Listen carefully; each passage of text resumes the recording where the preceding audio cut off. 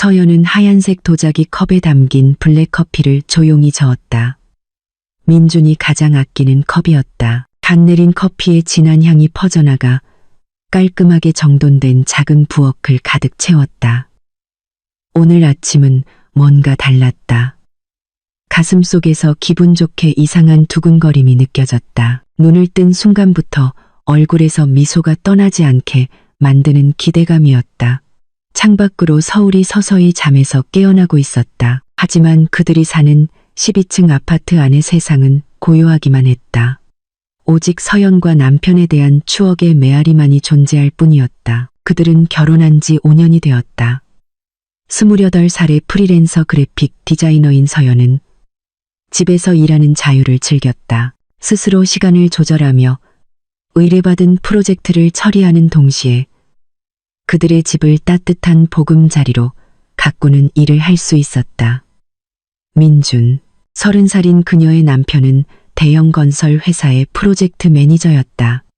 그는 야심 있고 성실한 남자였고 서연의 눈에는 전부였다. 그는 기둥이자 친구였고 그녀 삶의 사랑이었다. 최근 2달은 너무나 길게 느껴졌다.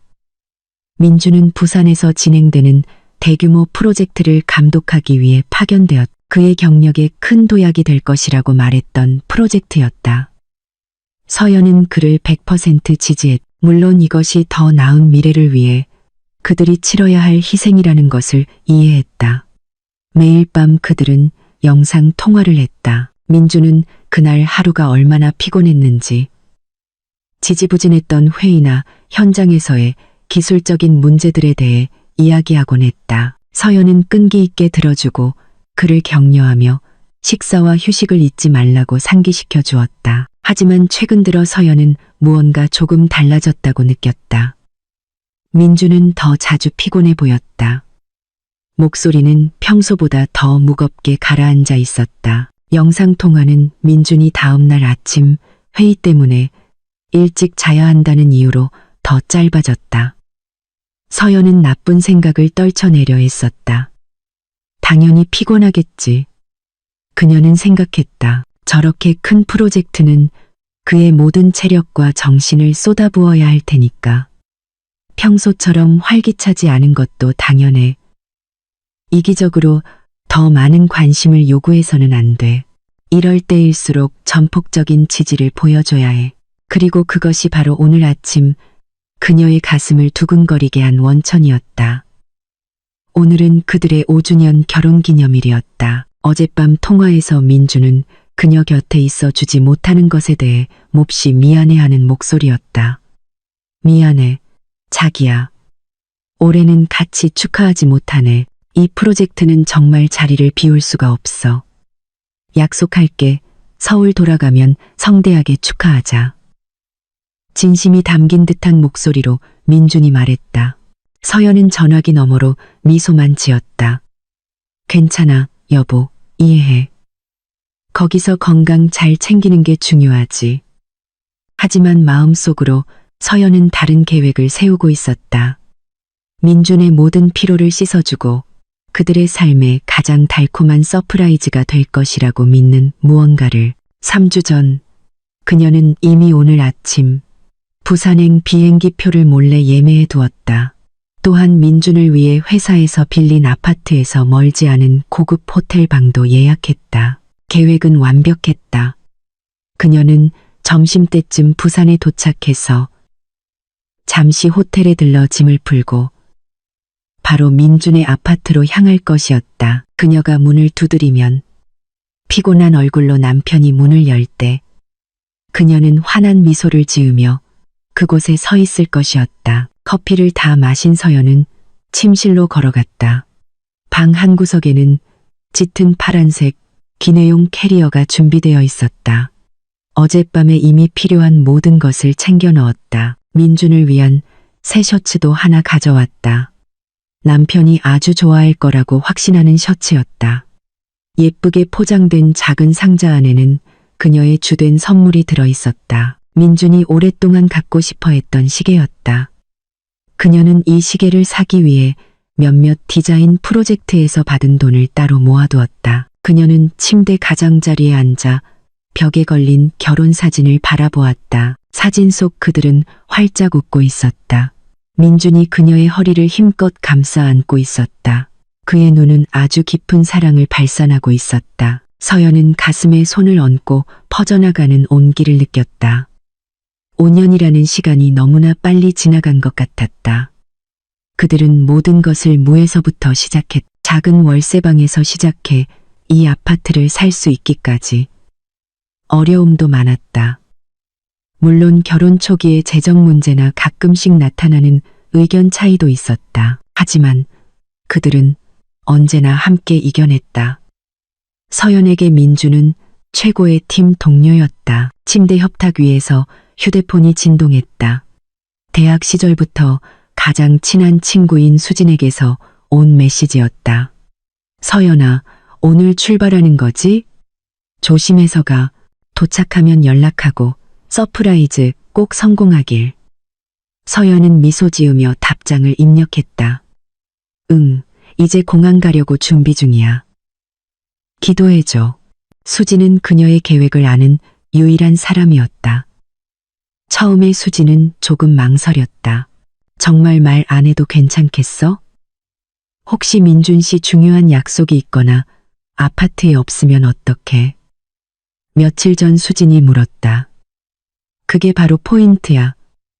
수진아, 서프라이즈잖아. 내가 스케줄 확인해봤어. 오늘 현장 나갈 일정은 없을 거야. 나를 봤을 때 그 사람 표정이 어떨지 보고 싶어. 분명 값을 매길 수 없을 만큼 멋질 거야. 서연은 확신에 차서 대답했다.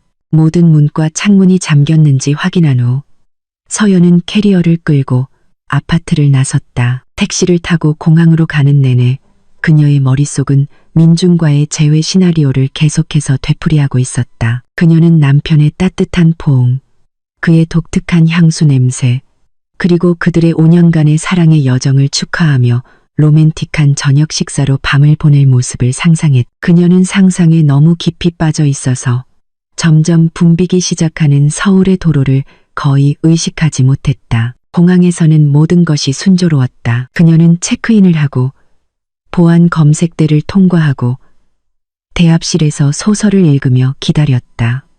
하지만 그녀의 마음은 이야기의 줄거리에 집중할 수 없었다. 그녀의 마음은 이미 부산으로 먼저 날아가 있었다.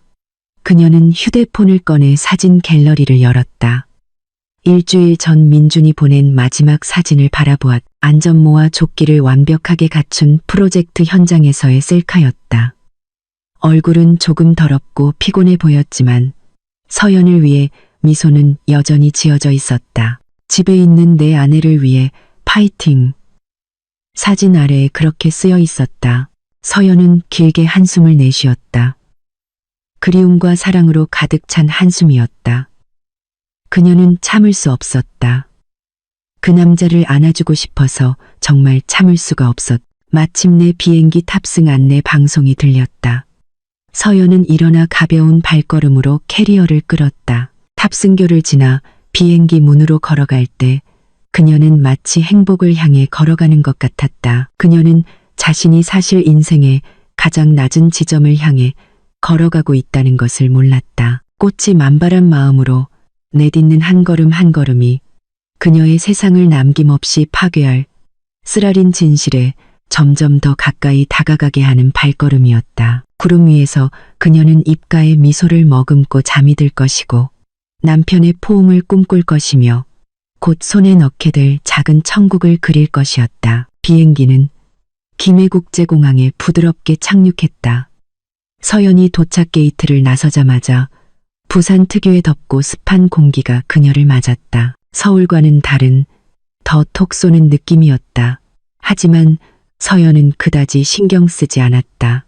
그녀의 심장은 기대감으로 세차게 뛰고 있었다. 그녀는 곧바로 택시 승강장으로 가서 머릿속에 외워둔 아파트 주소를 기사에게 말했다. 남편분 만나러 오셨나 봐요? 중년의 택시 기사가 차가 도시의 거리를 가르며 나아가기 시작할 때 대화를 시작하려 친절하게 물었다. 서연은 미소 지었. 네, 아저씨. 서프라이즈 해주려고요. 와, 남편분이 정말 좋아하시겠네요. 장거리 연애가 힘들죠. 아가씨. 기사가 백미러로 힐끗 보며 다시 말했. 그렇죠, 아저씨. 서연은 짧게 대답했다. 그녀의 마음은 이미 택시 안에 없었다. 그녀는 민준의 표정을 상상했다. 그가 놀랄까, 말없이 찾아온 서연에게 화를 낼까, 아니면 곧바로 그녀를 꽉 안아줄까. 서연은 마지막 선택지에 걸었다. 민준은 분명 아주 행복해할 것이다. 45분 후 택시는 현대적이고 높이 솟은 아파트 건물 앞에 멈췄다. 깨끗하고 꽤 고급스러워 보였다. 서연은 택시비를 지불하고 감사 인사를 한 뒤 캐리어를 끌고 로비로 향했다. 그녀는 며칠 전 남편에게 서프라이즈 소포를 보내고 싶다는 핑계로 건물 관리 사무소에 연락해 임시 출입증을 요청해 두었다. 약간의 설득력 있는 거짓 이야기로 그녀는 307호 박민준 씨 이름으로 리셉션 데스크에 준비된 예비 카드키를 받을 수 있었다. 박민준 씨, 307호 앞으로 온 방문객입니다. 그녀가 친절하게 미소 짓는 여자 접수원에게 말했다. 아, 네, 이서연님이시군요. 여기 카드키 준비해 두었습니다. 남편분께 멋진 서프라이즈 선물하세요. 부인, 접수원이 말했다. 서연은 감사 인사를 하고 즉시 엘리베이터로 향했다. 위로 올라가는 철상자 안에 혼자 있자 심장이 가슴 밖으로 튀어나올 것만 같았다. 층을 하나씩 지나쳤다. 7층, 8층, 9층. 그녀의 심장 박동은 점점 더 걷잡을 수 없게 되었다. 이제 때가 왔다. 그녀는 엘리베이터 거울에 비친 자신의 모습을 잠시 살피고 머리를 정돈하며 비행 후 모습이 너무 초라하지 않은지 확인했다. 엘리베이터 문이 3층에서 열렸다. 복도는 조용하고 서늘하게 느껴졌다. 발소리를 흡수하는 짙은 회색의 두꺼운 카펫이 깔려 있었다. 그녀는 캐리어를 조용히 끌었다. 301호, 302호, 305호. 점점 가까워졌다. 마침내 그녀는 은색 명판에 307이라는 숫자가 새겨진 짙은색 나무문 앞에 멈춰섰다. 바로 이곳이었다. 지난 2달 동안 남편이 머물렀던 곳. 그녀의 손은 이미 문을 두드릴 준비가 되어 있었다. 하지만 안에서 들려오는 소리에 그녀는 얼어붙었다. 웃음소리. 경쾌하고 애교 섞인 여자의 웃음소리였다. 그것은 분명 텔레비전 소리가 아니었다. 서연은 미간을 찌푸렸다. 아마도 민준의 동료나 상사가 방문했을지도 모른다. 남편이 중요한 손님과 함께 있다면 방해하고 싶지 않았다. 그녀는 손을 내리고 잠시 기다리기로 결정했다. 그녀는 문에 귀를 좀 더 가까이 대고 안에서의 대화를 엿들으려고 했다. 오빠도 참, 아내한테 들키면 어쩌려고 그래. 여자의 목소리가 말했다. 아직 웃음기가 남아있었다. 서연의 심장이 쿵 내려앉았다. 아내, 왜 저 여자가 자신을 언급하는 거지? 그리고 그녀는 아주 익숙한 목소리를 들었다. 남편의 목소리, 민준의 목소리였다. 걱정 마, 자기야. 그 사람은 서울에 있잖아. 내가 여기서 뭐 하는지 어떻게 알겠어. 그 사람은 착해 빠지고 순진해서 내 말은 뭐든지 다 믿어. 아, 서연의 세상이 멈춘 것 같았다. 숨이 목구멍에서 턱 막혔다. 자기? 민준이 다른 여자를 그 애칭으로 부르고 있었다. 찌르는 듯한 차가움이 발끝에서부터 온몸으로 퍼져나갔다. 이건 분명 잘못 들은 거야. 이건 현실이 아닐 거야. 그런데 우리 가족한테 진오빠 빚은 어떡할 거야. 엄마가 벌써 재촉하기 시작했단 말이야. 이번 달 안에 확실하게 안 하면 오빠 편히 봐주는 거 다 끊어버릴 수도 있대. 여자의 목소리는 이제 더 심각하게 들렸다. 요구하는 듯한 어조가 섞여 있었다. 서연은 민준이 깊은 한숨을 내쉬는 소리를 들었다. 고통스러울 정도로 긴 침묵이 흘렀다. 서연은 숨을 참으며 기다렸다. 그녀 몸의 모든 세포가 믿기를 거부했다. 하지만 그녀의 귀는 거짓말을 할 수 없었다. 그리고 그 문장이 들려왔다. 뜨거운 쇠처럼 그녀의 마음속에 영원히 새겨질 문장. 그녀의 심장을 형체 없는 조각으로 찢어버린 문장. 나도 머리 아파. 유나야.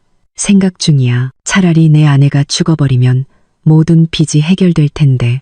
시간이 얼어붙은 듯했다.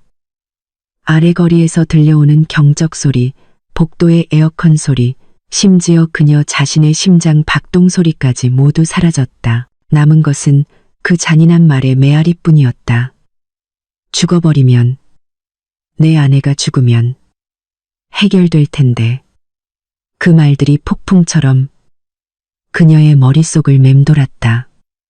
그녀가 사랑했던 남자, 그녀 세상의 중심이었던 남자, 그녀가 서프라이즈를 준비하고 있던 그 남자가 빚을 갚기 위해 그녀가 죽기를 바라고 있었다. 다리에 힘이 풀렸다. 그녀는 문 맞은편 벽에 기댔다. 몸이 심하게 떨렸다. 어깨에 메고 있던 핸드백이 조용한 소리를 내며 바닥으로 미끄러졌다. 메스꺼움이 목구멍까지 차올랐다. 이건 민준이 아니야. 그녀가 아는 민준은 이렇게 비열하고 사악한 말을 할 리가 없어.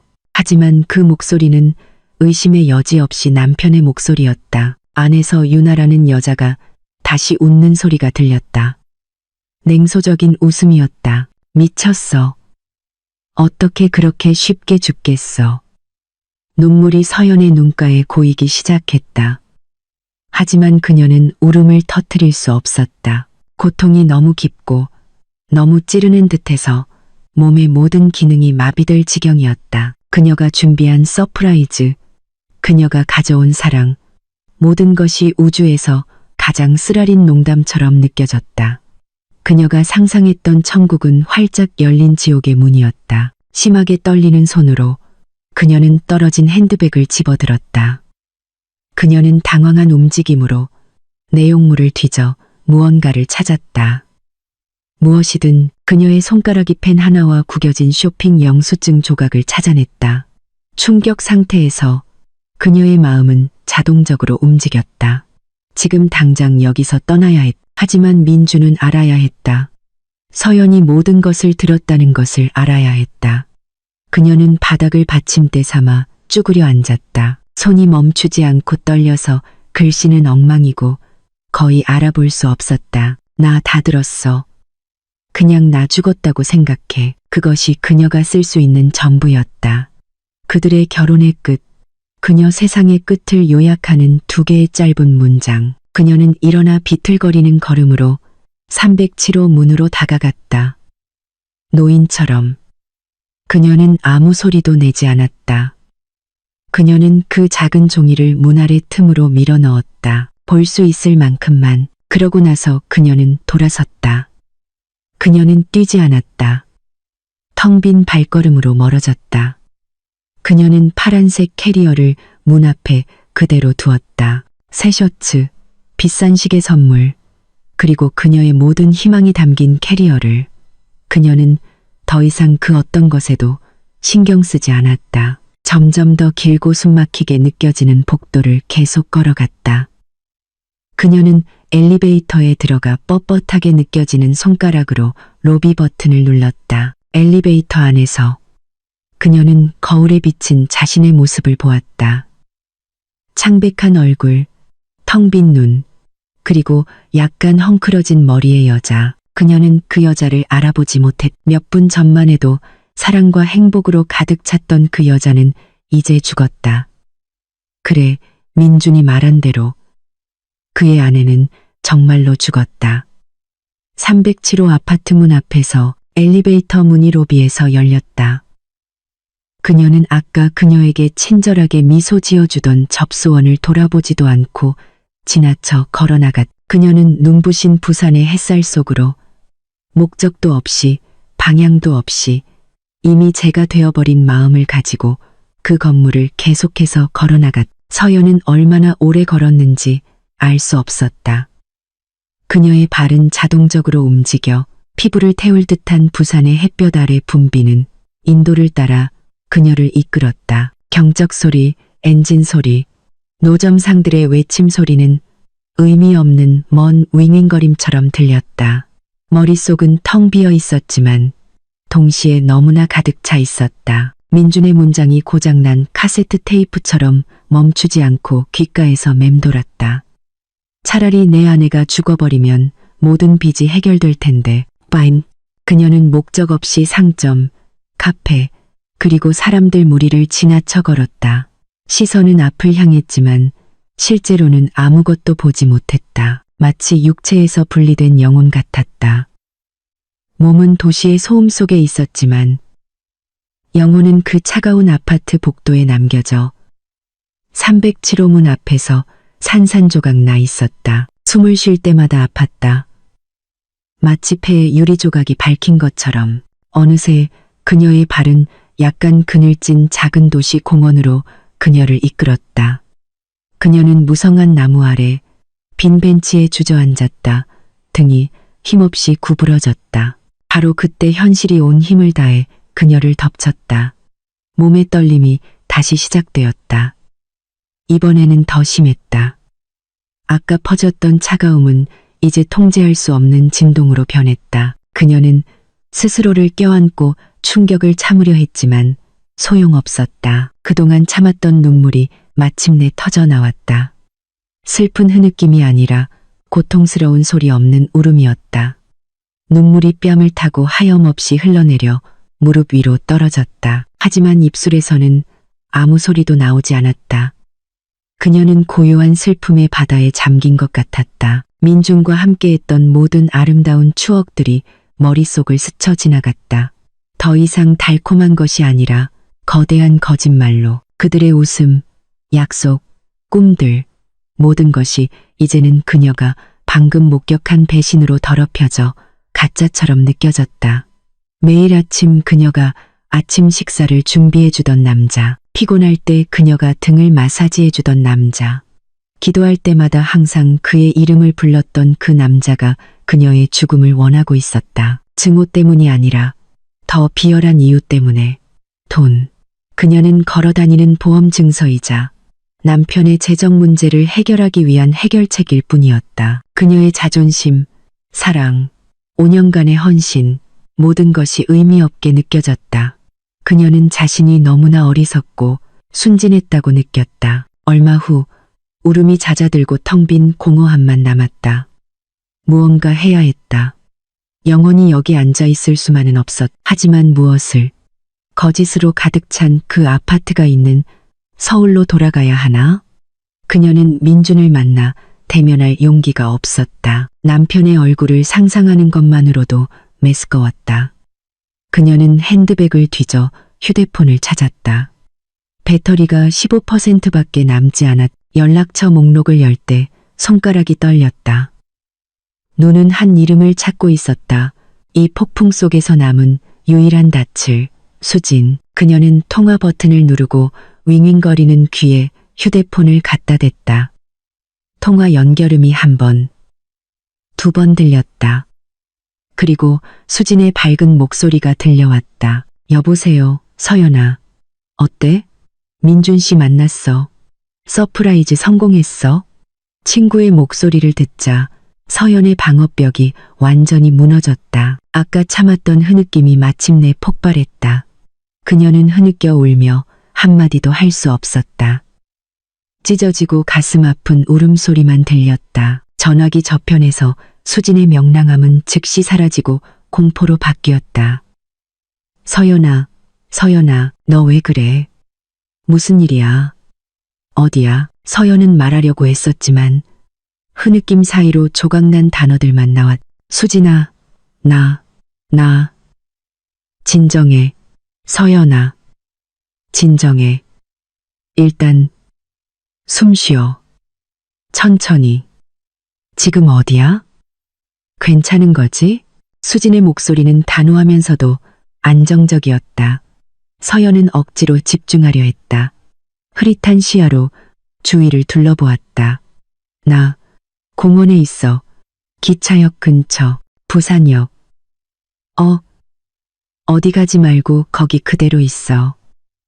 내가 제일 빠른 비행기 찾아볼게. 지금 바로 위치 보내줘. 전화 끊지 마. 내가 거기 도착할 때까지 같이 있어 줄게. 무슨 일이 있어도 거기서 움직이지 마. 알았지?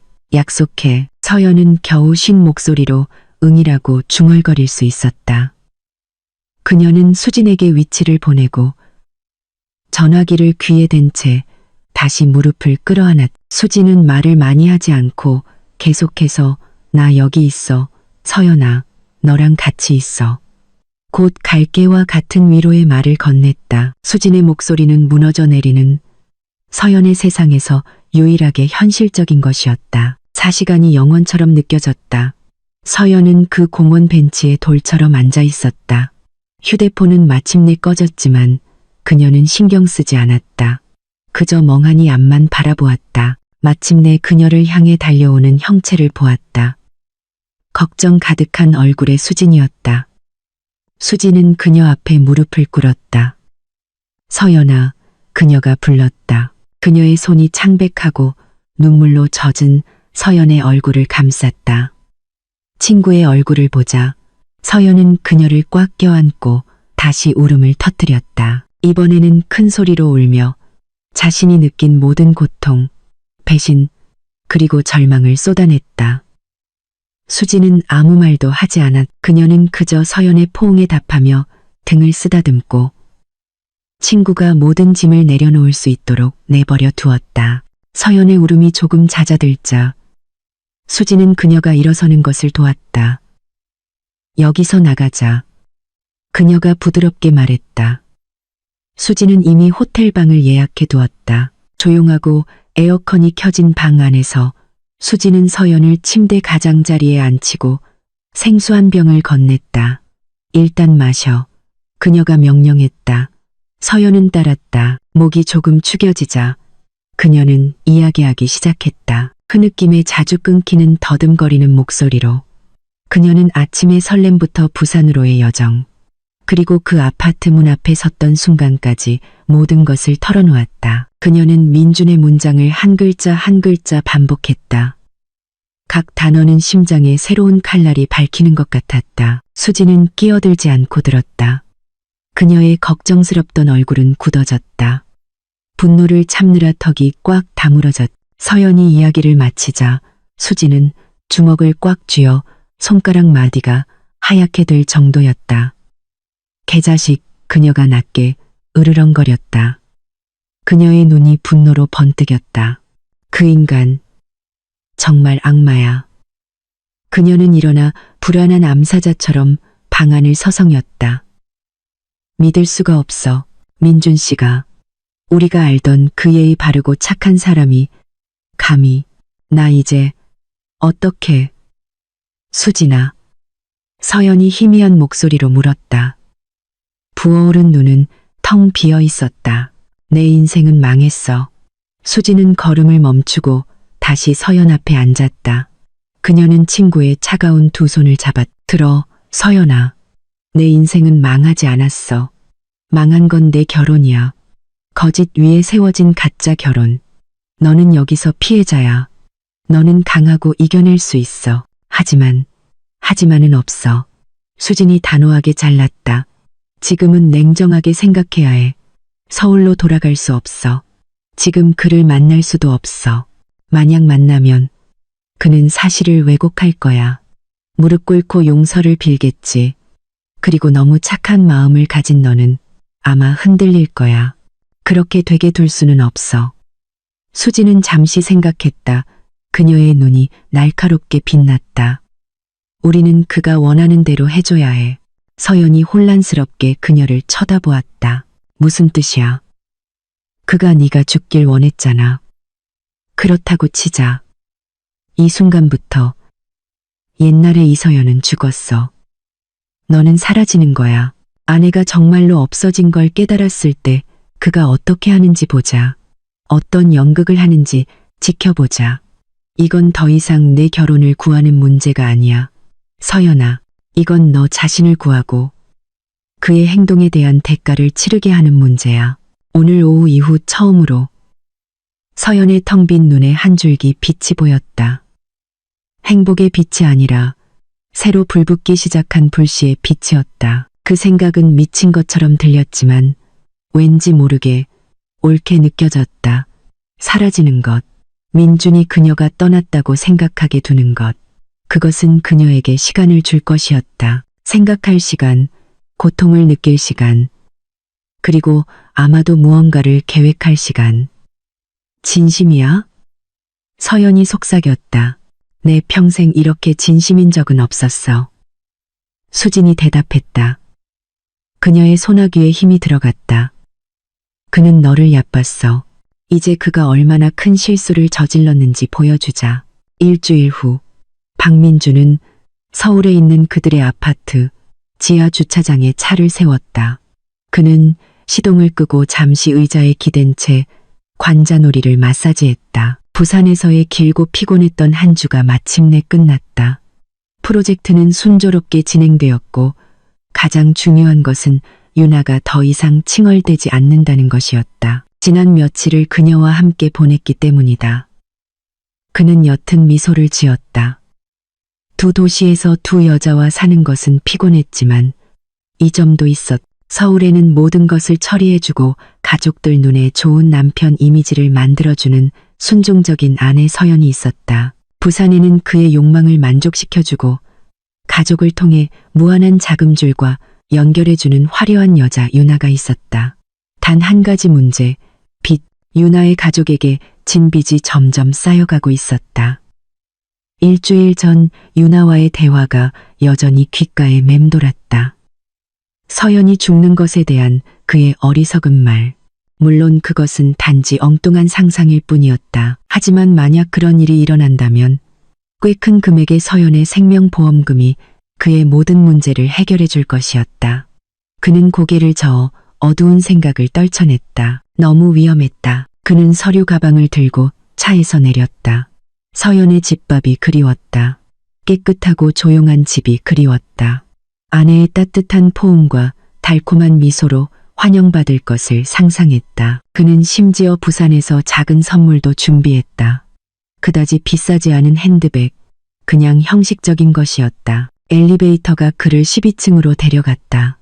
그가 아파트 문을 열었을 때 이상한 느낌이 들었다. 보통 이 시간이면 텔레비전 소리가 들리거나 부엌에서 음식 냄새가 났을 것이다.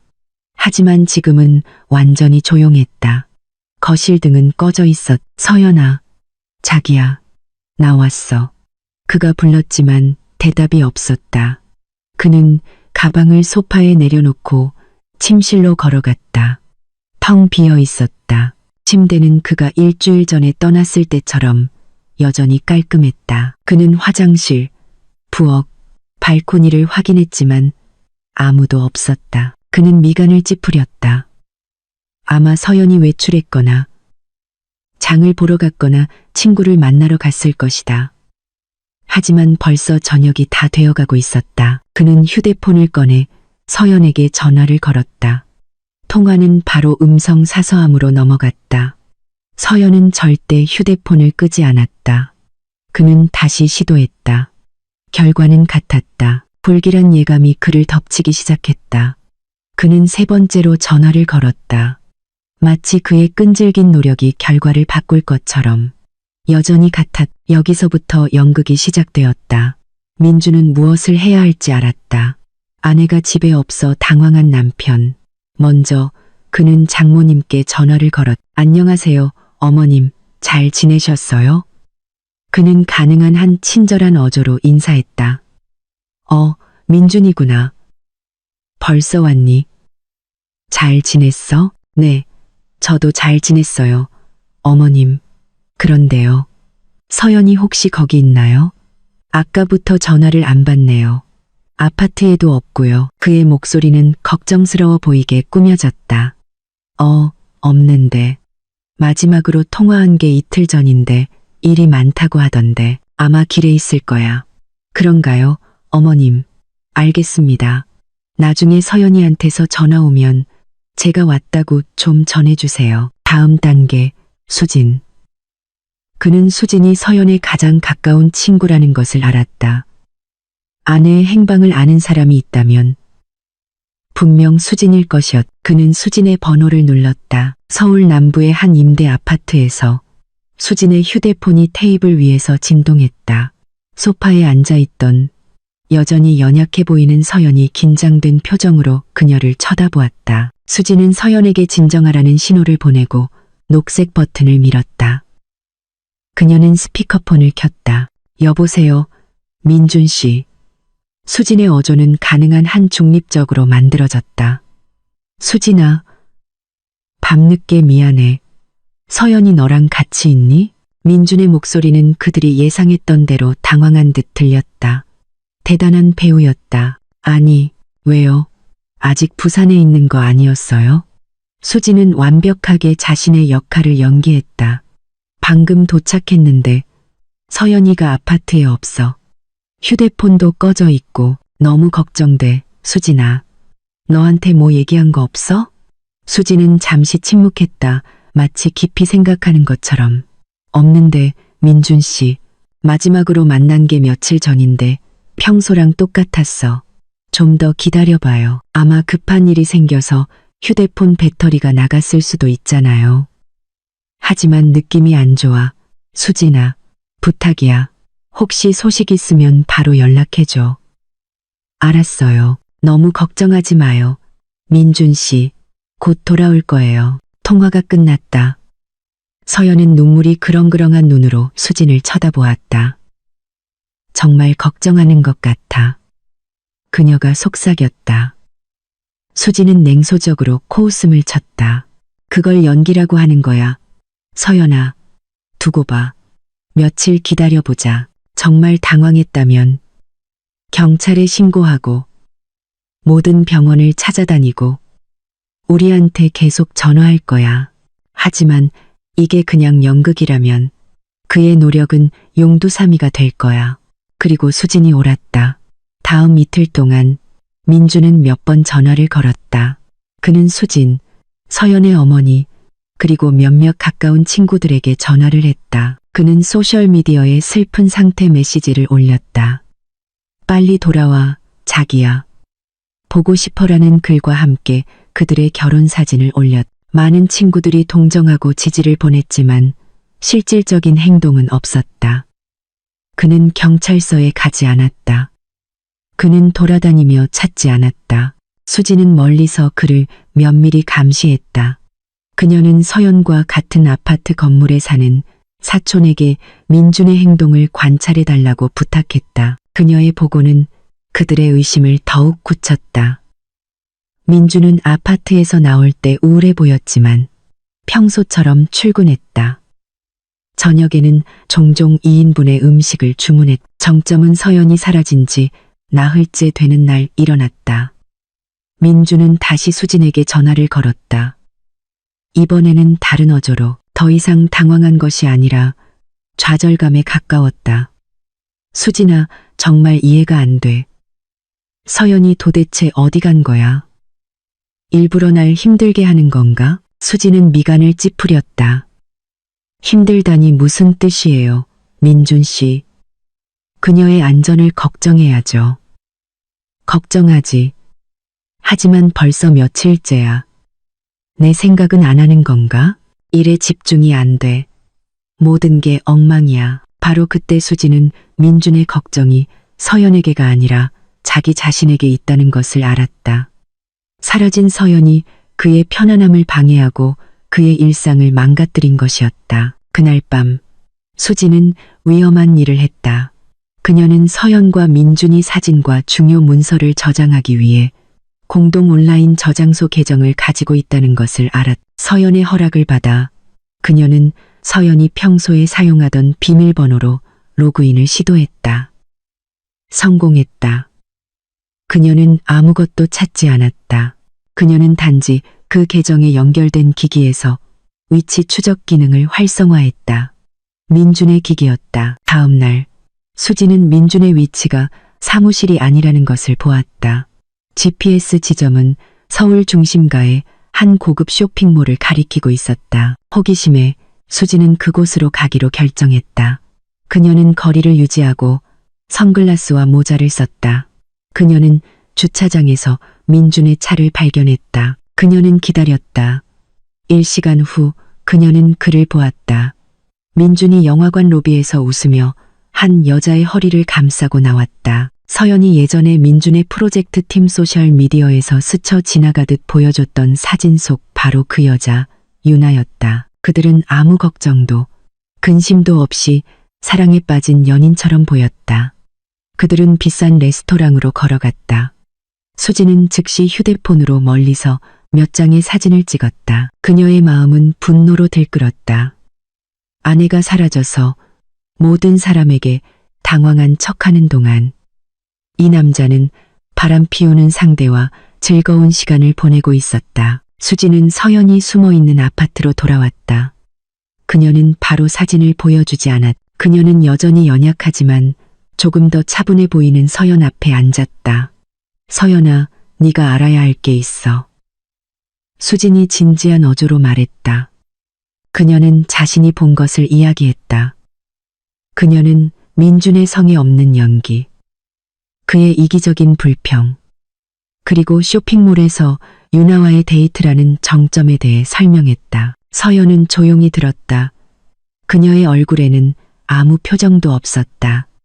마치 그녀의 마음이 새로운 고통을 느끼기에는 너무 무감각해진 것 같았다. 그 여자를 서울로 데려왔구나. 그것이 서연이 한 말의 전부였다. 그녀의 목소리는 평탄했다. 맞아. 수진이 말했다. 그리고 그들이 지나갈 때 내가 희미하게 들은 대화 내용으로 보아.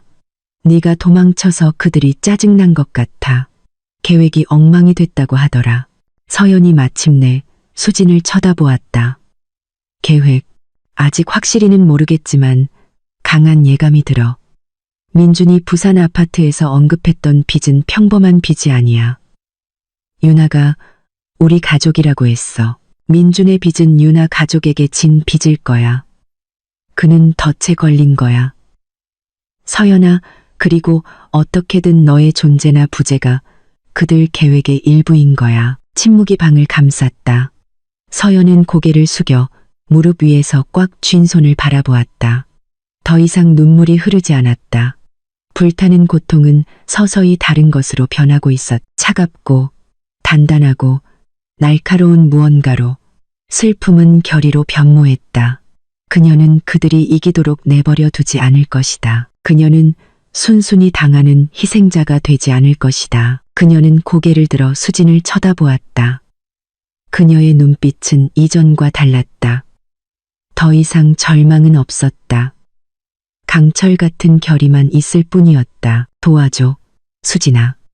그녀가 단호한 목소리로 말했다. 모든 걸 알아내고 원래 내 것이었던 모든 것을 되찾을 수 있도록 도와줘. 3주 동안 서연은 숨어 지냈다. 그들은 호텔에서 수진이 자신의 이름으로 빌린 단기 임대 아파트로 옮겼다. 서울의 다른 한편에 있는 안전하고 익명인 장소였다. 그 3주 동안 그녀는 안개 속에서 지내는 것 같았다. 첫 며칠은 눈이 붓고 머리가 아플 때까지 끊임없이 울며 보냈다. 다음 며칠은 천장을 바라보며 모든 추억을 되새기고 그동안 놓쳤던 거짓의 흔적들을 찾으며 보냈다. 이제 3주차에 접어들자 그 안개가 걷히기 시작하고 찌르는 듯한 차가운 기운이 그 자리를 대신했다. 고통은 사라지지 않았. 그것은 단지 얼어붙고 굳어져 다른 것, 더 날카롭고 더 위험한 것으로 변했다. 그날 아침 수지는 작은 아파트 식탁에서 서연의 맞은편에 앉아 있었다. 그들 사이에는 민준의 연극의 증거들이 펼쳐져 있었다. 드라마로 가득 찬 그의 소셜미디어 상태, 메시지 스크린샷, 좌절감에 찬 그의 전화 통화 녹음, 그리고 물론 수진이 쇼핑몰에서 찍은 사진들. 유나와 함께 행복하게 웃고 있는 민준의 사진. 마치 사라진 아내는 존재하지 않았던 것처럼. 그는 경찰에 신고조차 하지 않았어. 서연아. 수진이 차를 저으며 말했다. 벌써 3주나 지났어. 어떤 남편이 아내가 그렇게 오랫동안 사라졌는데 전화로 불평만 하겠어? 그는 찾지 않아. 단지 자신의 일상이 방해받아서 짜증이 난 것뿐이야. 서연은 수진의 휴대폰에 있는 사진을 쳐다보았다. 유나의 아름답고 거만한 얼굴. 그녀의 허리를 소유욕 넘치게 감싸고 있는 민준의 손.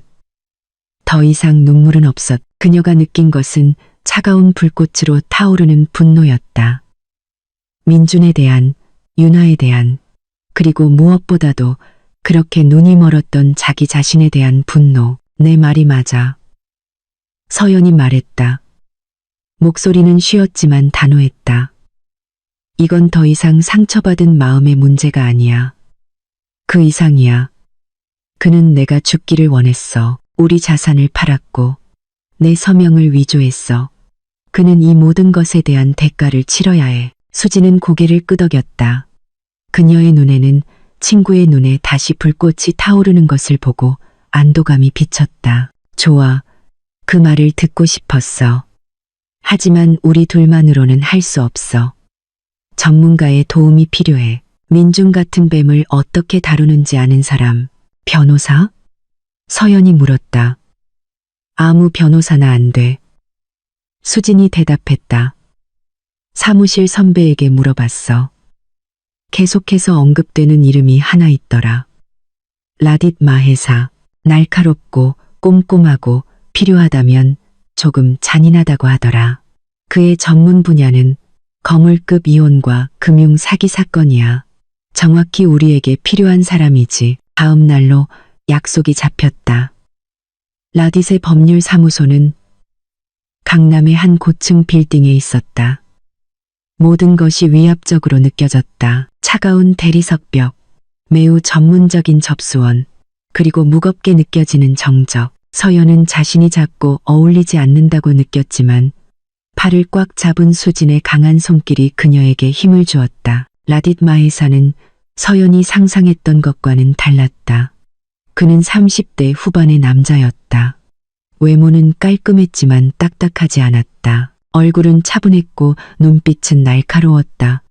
마치 가시계층을 꿰뚫어 볼 수 있는 것 같았. 그는 그들을 정중하게 맞이하고 도시의 전경이 내다보이는 그의 사무실에 있는 편안한 가죽 의자에 앉도록 권했다. 그래서 무엇을 도와드릴까요? 이서연 씨, 박수진 씨. 그가 깊고 차분한 목소리로 물었다. 수진이 곁에서 힘이 되어주는 가운데 서연은 이야기하기 시작했. 처음에는 목소리가 떨렸지만 라딧이 판단하는 표정 없이 꼼꼼하게 들으며 중요한 점들을 메모하는 것을 보고 그녀는 더 차분해졌다. 그녀는 자신이 준비했던 서프라이즈, 문 뒤에서 들었던 끔찍한 문장, 그녀가 남긴 쪽지, 그리고 지난 3주 동안의 민준의 연극에 대해 순서대로 모든 것을 이야기했다. 수지는 자신의 관찰 내용과 쇼핑몰 사진에 대한 세부 사항을 덧붙였다. 서연이 말을 마치자 라딧은 즉시 말을 하지 않았다. 그는 잠시 자신의 메모를 쳐다보았다. 그의 손가락이 그의 앞에 있는 마호가니 책상을 두드렸다. 그 문장 말입니다. 그가 마침내 서연을 똑바로 쳐다보며 말했다. 남편분이 말했다는 그 문장을 다시 한번 반복해 주시겠습니까? 차라리 내 아내가 죽어버리면 모든 빚이 해결될 텐데. 서연이 반복했다. 모든 단어가 가시를 삼키는 것 같았다. 라딧은 천천히 고개를 끄덕였다. 생명보험에 가입되어 있습니까? 이서연 씨? 서연은 깜짝 놀랐다. 네, 프리랜서가 되기 전에 다니던 회사에서 든 게 있고요. 그리고 또 하나는 민준 씨가 몇 년 전에 우리 노후 보장을 위해서라며 처리한 게 있어요. 수혜자로 누가 기재되어 있습니까? 라딧이 다시 물었다. 그의 눈은 깜박이지 않았다. 박민준, 제 남편이요. 숨막히는 침묵이 방을 가득 채웠다. 수지는 겁에 질려 서연을 쳐다보았다. 그 의미는 분명하고 무서웠다. 민준의 문장은 단순한 좌절의 표현이 아니라 계산이었다. 알겠습니다. 라딧이 말했다. 목소리는 여전히 차분했지만 단호함이 묻어 있었다. 우리는 빠르고 조용하게 움직여야 합니다. 첫 번째 단계는 남편분이 파놓은 구덩이가 얼마나 깊은지 알아내는 것입니다. 개인 및 공동의 모든 자산과 금융 기록을 조사하기 위해 당신의 전권 위임장이 필요합니다. 서연은 망설임 없이 내밀어진 서류들에 서명했다. 마치 자신의 삶의 통제권을 낯선 사람에게 넘기는 것 같았다. 하지만 이것이 유일한 길이라는 것을 알았다. 제 팀이 오늘부터 작업을 시작할 것입니다. 라디시 계속했다. 또한 유나라는 여성과 그녀의 가족에 대해 더 깊이 조사하기 위해 사설 탐정을 고용할 것입니다. 우리가 가진 정보가 많을수록 우리의 협상력은 더 강해집니다. 당분간은 계속 숨어 계십시오. 누구와도 연락하지 마십시오. 민준 씨는 계속 어둠 속에 두십시오. 다음 며칠은 매우 긴장되었다. 라디스로부터 걸려오는 전화벨 소리마다 서연의 심장은 세차게 뛰었. 그리고 들어오는 정보마다 양파 껍질을 벗기듯 더 깊고 더 고통스러운 부패를 드러냈다. 첫 번째 보고는 사설 탐정으로부터 왔다. 유나는 단순한 내연녀가 아니었다. 그녀는 사채업계의 거물로 알려진 허 회장의 외동딸이었다. 그의 사업은 투자회사로 위장하여 절박한 사업가들에게 터무니없는 이자로 대출을 해주었다. 허 씨 일가는 빚 독촉에 잔인하기로 악명이 높았다. 민주는 단지 바람을 피운 것이 아니라 독사굴에 제 발로 들어간 것이었다. 그리고 라디세 금융팀으로부터 보고가 들어왔다. 진실은 서연이 상상했던 것보다 더 나빴다. 그들은 서연이 전혀 알지 못했던 공동 계좌를 발견했다. 그 계좌는 민준이 그의 검은 거래에 사용했다. 유령 회사로부터 거액의 자금이 유입되어 온라인 카지노 계좌와 알려지지 않은 이름의 몇몇 개인 계좌로 빠져나갔다. 가장 큰 타격은 라디시 서연과 수진을 대면 회의에 불렀을 때 왔다. 그의 책상 위에는 몇 장의 서류가 흩어져 있었다. 이것은 몇몇 민간은행의 대출 계약서 사본입니다. 라디시 진지한 어조로 말했다. 총액은 거의 20억 원에 달합니다. 이 모든 대출은 당신의 아파트와 차를 담보로 사용했습니다. 하지만 어떻게 저는 아무것도 서명한 적이 없어요. 서연이 속삭였다. 몸에 힘이 빠지는 것 같았다. 라디스는 그녀 앞으로 종이 한 장을 밀었다. 아래쪽에 이서연이라는 그녀의 서명이 있었다. 하지만 그것은 그녀의 필체가 아니었다. 획은 비슷해 보였지만 부자연스러운 경직성과 다른 압력이 있었다. 그것은 조잡한 위조였지만 꼼꼼하지 않은 은행 측을 속이기에는 충분했다. 그가 내 서명을 위조했어요. 서연이 중얼거렸다. 그녀의 눈은 멍하니 그 종이를 쳐다보았다. 그것은 불륜보다 더 고통스러웠다. 불륜은 그녀의 마음을 망가뜨렸지만 이것은 영혼을 강탈당한 것 같았다. 민주는 그녀의 사랑을 배신했을 뿐만 아니라 그녀의 정체성을 훔쳐 자신의 이익을 위해 사용했다. 아직 더 있습니다. 라디시 마치 전달하기 싫은 듯 천천히 말했다. 그는 다른 서류 뭉치를 꺼냈다. 이것은 경기도에 있는 땅의 매매 계약서입니다. 당신 명의로 된 할아버지 할머니께 물려받은 유산입니다. 서연은 즉시 기억해냈다. 그 땅, 민준이 먼 친척과 분쟁이 있어 서류를 처리 중이라고 말했던 적이 있었다. 민준이 해결하겠다고 했다. 그는 그 땅에 문제가 있다고 말했다. 그 땅에는 아무 문제가 없었습니다. 부인. 라디시 바로잡았다. 남편분께서 8개월 전에 팔았습니다. 여기 서명도 위조된 것입니다. 매각 대금 8억 원은 당신이 모르는 공동 계좌로 입금되었고 한 달도 안 돼서 다 써버렸습니다. 더 이상은 참을 수 없었다. 서연은 울지 않았다. 그녀는 그저 엄청난 공허함을 느꼈다. 그리고 뼛속까지 타오르는 분노가 뒤따랐다. 그녀와 한 침대에서 잠을 자고 그녀가 섬겼던 남자는 사기꾼이자 능숙한 거짓말쟁이였다. 그는 이 모든 것을 계획했다. 아마도 오래전부터 그녀가 소중히 여겼던 달콤한 추억들은 이제 독처럼 느껴졌다. 모든 포옹, 모든 사랑의 말, 모든 것이 그녀의 삶을 갉아먹기 위한 거대한 연극의 일부였다. 그녀는 고개를 들어 차갑고 강철처럼 날카로운 눈빛으로 라딧을 쳐다보았다. 필요한 건 뭐든지 하세요, 변호사님. 그녀가 말했다. 그녀 자신의 귀에도 낯설게 들리는 조금의 떨림도 없는 목소리였다. 그에게 아무것도 남기지 마세요. 제 권리인 모든 것을 되찾아 주세요. 라딧은 그녀를 잠시 쳐다보더니 고개를 끄덕였다. 기꺼이 그렇게 하겠습니다, 부인. 변호사의 눈에 감탄의 빛이 스쳤다. 그의 앞에 있는 여성은 더 이상 연약한 희생자가 아니었다. 그녀는 싸울 준비가 된 의뢰인이었다. 월요일 아침, 민준이 유나와의 즐거운 주말의 끝을 알리기 때문에 항상 싫어했던 날. 하지만 이번 월요일은 다르게 느껴졌다. 유나는 기분이 좋지 않았다. 그녀의 아버지가 민준의 만기된 빚 상환에 대해 다시 묻기 시작했다. 고급 호텔 카페에서의 아침 식사 내내 유나는 불평을 멈추지 않았다. 이해가 안 가, 오빠. 왜 오빠 아내 땅 판돈 안 쓰는 거야? 돈 많다고 했잖아? 유나가 짜증스럽게 앞에 놓인 과일 샐러드를 쿡쿡 찌르며 물었다. 민주는 침을 삼켰다. 그 돈은 다른 도박빚 막는 데 썼어. 자기야, 알잖아. 그래, 오빠 욕심 때문에 만든 도박빚 말이지. 유나가 퉁명스럽게 쏘아붙였다. 아빠는 오빠를 믿어서 대출해 준 거야.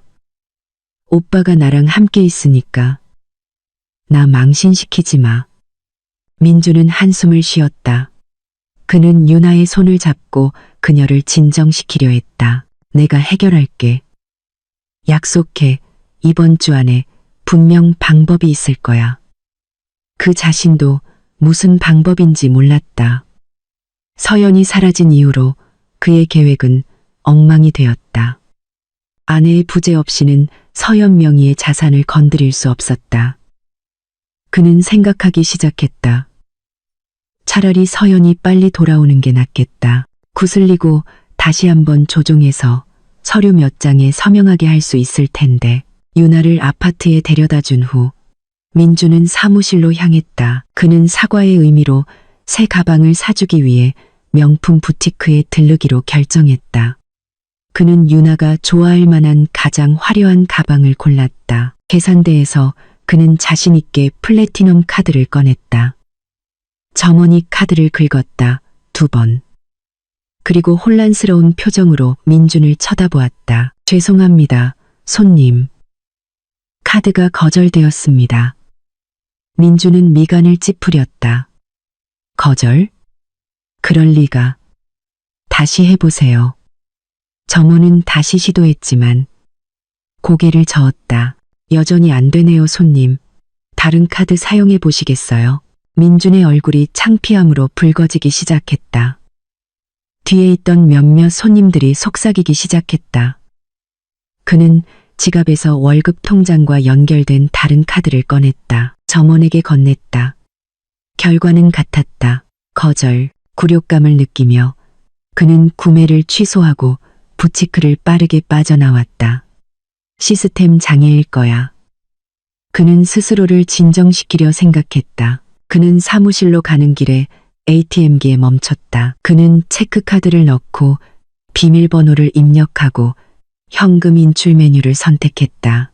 기계 화면이 잠시 깜박이더니 그의 심장을 뛰게 하는 메시지를 표시했다. 거래를 처리할 수 없습니다.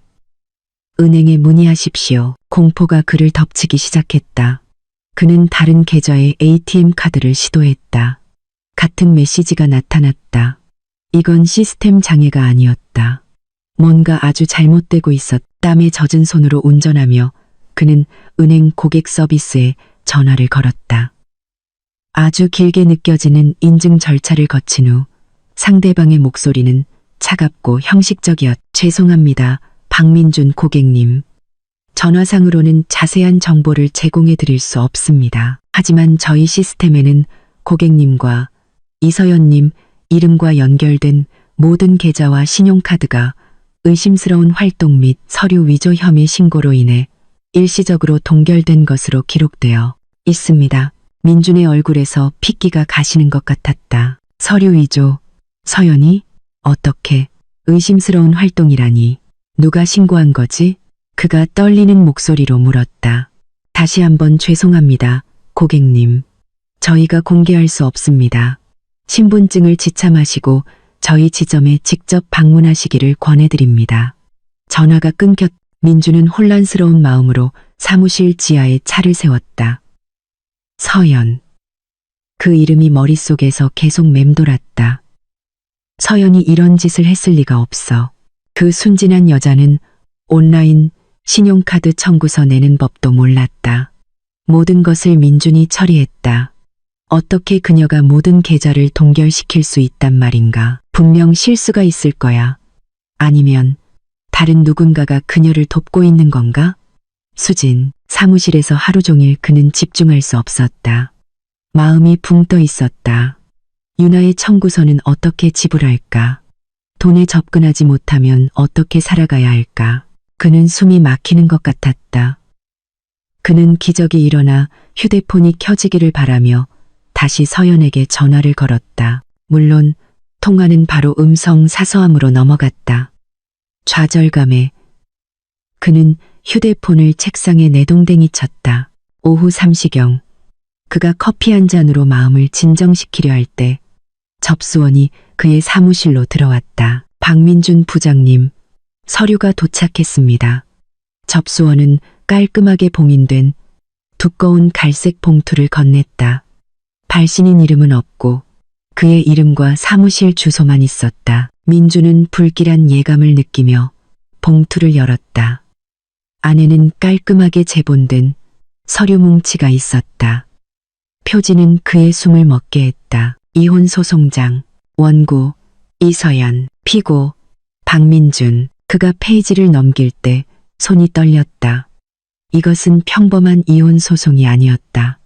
이것은 선전포고였다. 거기에는 차갑고 잔인한 법률 용어로 그에게 제기된 모든 혐의가 적혀 있었다.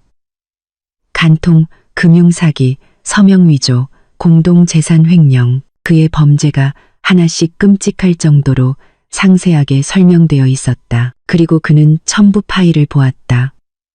심장이 멎는 것 같았다. 그의 비밀 계좌에 거래 내역서 사본이 있었다.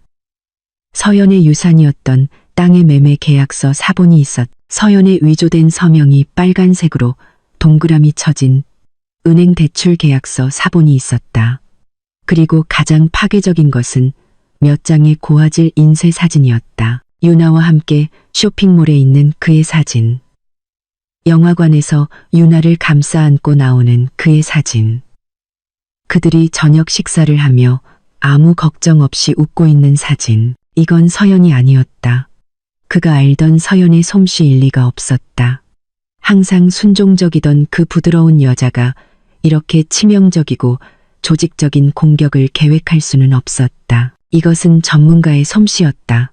공격은 너무나 조용하고 너무나 갑작스러웠으며 너무나 치명적이었다. 폭풍은 구름도 바람도 없이 찾아왔다. 갑자기 그는 그 중심에 서 있었다. 흠뻑 젖고 무력하게 그는 의자에 힘없이 주저앉았다. 서류들은 그의 부서진 삶의 잔해처럼 책상 위에 흩어져 있었다. 그는 마침내 이해했다. 서연은 상심해서 도망친 것이 아니었다. 그녀는 도약하기 위해 물러섰던 것이다. 그들의 결혼기념일 일주일 후 부산 아파트 문 앞에서 발견했던 쪽지. 그냥 나 죽었다고 생각해라고 쓰여있던 그 쪽지는 포기한 여자의 글씨가 아니었다. 그것은 경고였다. 민주는 떨리는 손으로 휴대폰을 잡았다. 그는 유나에게 전화하려 했지만 망설였다. 뭐라고 말해야 할까? 모든 돈이 동결되었고 그들의 불륜이 이제 법정 증거가 되었다고? 그는 다시 서연에게 전화를 걸었다. 이미 꺼져 있는 번호라는 것을 알면서도 절망감에 그는 소리치고 애원하고 화내고 싶었지만 누구와도 연락할 수 없었다. 그는 완전히 혼자였고 자신이 만든 덫에 갇혔다. 이제 그가 가장 얕보았던 여자에 의해 팽팽하게 당겨지고 있는 덫에 폭풍이 도착했고 그는 이것이 단지 시작일 뿐이라는 것을 알았다. 민주는 책상 위의 서류 뭉치를 마치 독사라도 되는 듯 쳐다보았다. 이혼 소송, 그 단어들은 낯설고 비현실적으로 느껴졌다. 그의 부드럽고 순종적인 아내 서연이 그렇게 잔인하고 상세한 혐의로 그를 고소했다. 이것은 잘못 배달된 연애 편지가 아니었다. 이것은 그의 거짓으로 가득 찬 삶의 심장부를 향해 정확히 발사된 탄도미사일이었다. 차가운 땀이 이마에 맺히기 시작했다. 그 사진들, 그 거래 내역서, 사본들. 어떻게? 서연이 어떻게 이 모든 것을 손에 넣을 수 있었을까? 그의 첫 생각은 부인하는 것이었다. 이건 분명 허세일 거야. 상처받은 여자가 그를 되찾기 위한 절박한 전술. 하지만 첨부된 증거들은 너무나 확고하고 반박할 수 없었다. 위조된 서명은 오래된 서류의 서연의 진짜 서명과 비교하여 명확하게 동그라미 쳐져 있었다. 온라인 도박 사이트로의 자금 흐름은 흑백으로 인쇄되어 있었고 유나와의 사진들, 거기에는 모호함이 없었다. 그것은 아내가 실종되었어야 할 때 바람 피우는 남자의 행복한 초상화였다. 손의 떨림은 진짜 공포로 변했다. 그가 지금까지 연기해온 공포가 아니라 진짜 공포가 그를 사로잡기 시작했다. 계좌 동결은 더 이상 기술적인 문제가 아니라 조직적인 공격의 서막이었다. 서연은 혼자가 아니었다. 똑똑하고 매우 위험한 누군가가 그녀를 돕고 있었다. 그는 휴대폰을 잡았다. 땀으로 미끄러운 손가락으로 화면을 누르기 어려웠다. 그는 유나에게 연락해야 했다. 도움이 필요했다. 허씨 일가의 힘이 필요했다. 영원처럼 느껴지는 몇 번의 벨소리 끝에 전화가 연결되었다. 또 뭐야? 유나의 목소리는 퉁명스러웠다. 그녀는 아침에 신용카드가 거절된 사건 때문에 아직도 화가 나 있을 것이었다. 유나야, 우리 큰일 났어. 민준이 말했다. 목소리가 쉬어 있었다. 서연이가 이혼 소송을 걸었어. 상대방에게서 냉소적인 웃음소리가 들렸다. 잘 됐네. 그게 네가 원하던 거 아니었어? 차라리 그녀가 죽으면 빚이 해결될 거라고 했잖아.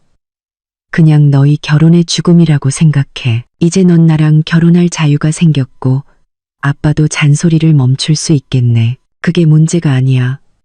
민준이 좌절감에 목소리를 높였다. 이건 평범한 이혼 소송이 아니야. 사기, 횡령, 서명 위조로 날 고소했어. 내 모든 계좌를 동결시켰어. 유나야, 전부.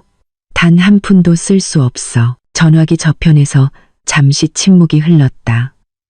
민주는 거만했던 유나의 얼굴이 긴장으로 변하는 것을 상상할 수 있었다. 무슨 뜻이야? 모든 계좌라니. 내가 평소에 쓰던 카드도 포함해서? 응, 전부. 그리고 더 최악인 건 증거가 있어. 유나야, 쇼핑몰에서 우리 찍은 사진이 있어. 그 사진들이 소송장에 첨부되어 있어. 뭐라고? 유나의 목소리가 분노와 불신으로 가득 차 날카롭게 울렸다. 어떻게 우리 사진을 가질 수 있어? 누가 찍은 거야? 정말 부주의했구나. 오빠, 내가 조심하라고 했잖아. 나도 몰라. 이렇게 될 줄은 상상도 못했어. 그냥 질투해서 도망친 줄 알았지. 이런 걸 계획하고 있을 줄은 몰랐어. 민주는 절망감에 머리를 헝클었다. 그래서 이제 내 이름이 너희 부부싸움에 끼어들게 됐다는 거네. 그렇지? 유나가 으르렁거렸다. 목소리는 얼음처럼 차가웠다. 아빠가 이 사실을 알면 어떤 결과가 초래될지 알아? 아빠는 나쁜 평판을 가장 싫어해. 그리고 내 이름이 법정 소송에서 내연녀로 언급되다니 너 미쳤어. 그래서 내 도움이 필요해. 아빠한테 말해줘. 아마 이 일을 처리할 사람이 있을 거야. 서연이 변호사에게 압력을 가하거나. 뭘 처리해? 유나가 날카롭게 잘랐다. 내 멍청함을? 이건 다 내 잘못이야. 네가 아내를 얕봤어. 순진하고 어리숙하고 속이기 쉽다고 했지. 알고 보니 양의 탈을 쓴 늑대였고 넌 멍청하게 그 굴로 들어간 거야. 나와 내 가족을 네가 만든 혼란에 끌어들이지 마. 전화는 딱딱한 클릭 소리와 함께 끊겼다. 민주는 멍하니 휴대폰을 쳐다보았다. 그가 기댈 것이라고 기대했던 첫 번째 벽이 오히려 그를 덮쳤다. 그가 그토록 애지중지했던 유나, 그가 빚을 지게 된 이유였던 여자가 문제가 생기자마자 그를 버렸다. 그가 편안하다고 생각했던 둥지는 단지 임시 거처였고 이제 폭풍이 오자 그는 쫓겨났다. 아니나 다를까. 1시간도 채 되지 않아 모르는 번호로 전화가 걸려왔다. 그가 받자 그가 아주 잘 아는 무겁고 차가운 목소리가 그를 맞았다. 허 회장이었다. 지금 내 사무실로 와. 허 회장은 용건만 말하고 바로 전화를 끊었다. 허 회장의 사무실로 가는 길은 마치 교수대로 가는 길 같았다. 민주는 이것이 끔찍한 만남이 될 것이라는 것을 알았다. 그는 허 회장의 비서에게 안내받아 검은색 가구로 가득 찬 넓은 방으로 들어갔다. 허 회장은 큰 책상 뒤에 앉아 민준을 쳐다보지 않고 벨벳 천으로 옥도를 닦는데 열중하고 있었다. 그래서 몇 분간의 고통스러운 침묵 끝에 허 회장이 말했다. 목소리는 차분했지만 위협적이었다. 내 딸이 그러는데 자네 재미있는 가정사가 있다더군. 회장님, 설명해 드릴 수 있습니다. 허 회장은 손을 들어 민준의 말을 막았다. 내 설명에는 관심 없다. 내 결혼, 내 아내, 내 불륜에도 관심 없어. 내가 신경 쓰는 건 2가지뿐이야. 내 돈과 내 가족의 명예. 그는 옥도를 내려놓고 포식자의 눈빛으로 민준을 쳐다보았다. 내 딸이 그러는데 이제 내 이름과 자기 이름이 법원 서류에 찍혀 나온다더군. 그건 허씨 가문의 이름을 더럽히는 짓이야. 그리고 2번째, 내 계좌가 동결됐어. 그 말은 2주 전에 만기가 된 내 빚이자를 갚을 수 없다는 뜻이지. 맞나? 민주는 겨우 고개를 끄덕일 수 있었다. 목이 바싹 마르는 것 같았다. 내가 너한테 대출해 준 건 유나가 부탁했기 때문이야. 난 네가 쓸모있는 자산이라고 생각했지. 알고 보니 부채였군. 허 회장이 차갑게 말했다. 1주일 주겠다. 민준아, 7일. 이 난장판을 정리해. 계좌 동결 풀고 내 빚 갚아. 원금과 이자 전부. 만약 7일 안에 이 문제가 해결되지 않으면 넌 나에게 사기를 친 것으로 간주하겠다. 그리고 믿어라. 내가 빚을 받아내는 방식은 네가 아내를 속이는 방식과는 좀 다를 테니 위협은 전혀 감춰져 있지 않았다. 민주는 허 회장의 평판을 알고 있었. 그 남자는 자신이 원하는 것을 얻기 위해 폭력적인 방법을 사용하는 것을 서슴지 않을 것이었다.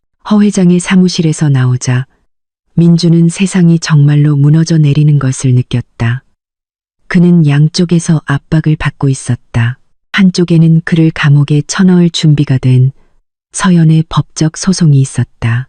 다른 한쪽에는 현실적인 신체적 위협을 가하는 허 회장이 있었다.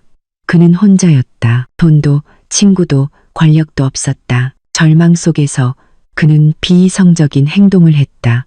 그는 서연에게 여러 번 전화하며 애원, 분노, 그리고 위협이 뒤섞인 음성 메시지를 남겼다. 서연아, 전화 좀 받아. 내 인생을 망치고 싶어? 제발. 우리 잘 얘기할 수 있잖아. 네가 뭔데 나한테 이럴 수 있어? 후회하게 될 거야.